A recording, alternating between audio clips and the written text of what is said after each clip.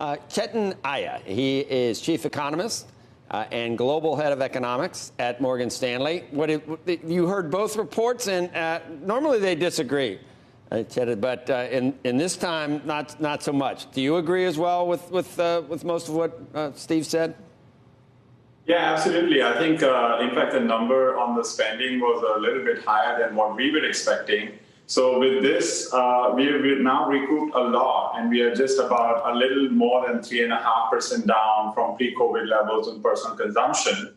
And the numbers on personal income has already gone above pre-COVID level, even if you exclude the stimulus transfers, which was a big reason why the month-on-month decline happened in the personal income.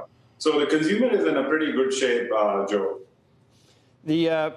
What we're seeing in terms of unemployment, and I guess we have a number coming, soon on the granddaddy number of them all. What type of progress have we seen? Did we have some great progress initially because of the bounce and it's moderating, or do you expect to see some pretty good numbers?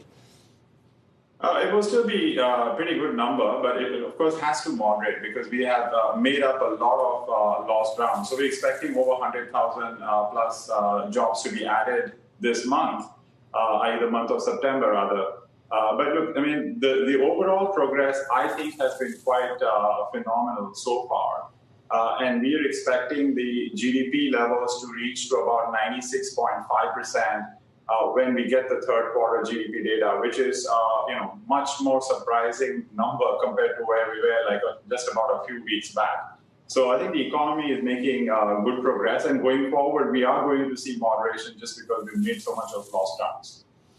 We're talking about stimulus a lot, and just like so many things, there's a diversity of opinion on whether it's really needed. Is it a niche need that we have in the industries that we've talked about a lot, or could the entire recovery benefit from more priming of the pump by Congress? So I would say that, look, I mean, if we have that stimulus, it would be good because, you could have rising new cases and potentially some shutdown in the winter. And so this will kind of help us to have the bridge for that period where you could have rise in new cases quite meaningfully. But other than that, if you don't have big rise in new cases and shut down in the winter, we think the economy is on a self-sustaining path. We are seeing pretty good levels of wage growth. So the personal income number I mentioned to you is already above pre-COVID level. We are still growing from that level by about roughly, if you look at the wage income, it's growing at about 4+% year on year. And the saving number, which Steve mentioned, is in excess of what we were having pre-COVID levels. We calculated the excess stock. So this is not the flow. The stock of saving that we built over the last 4 or 5 months is over $1 trillion.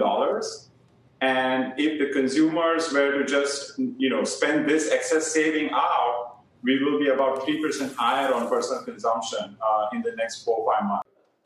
Shepard Smith here. Thanks for watching CNBC on YouTube.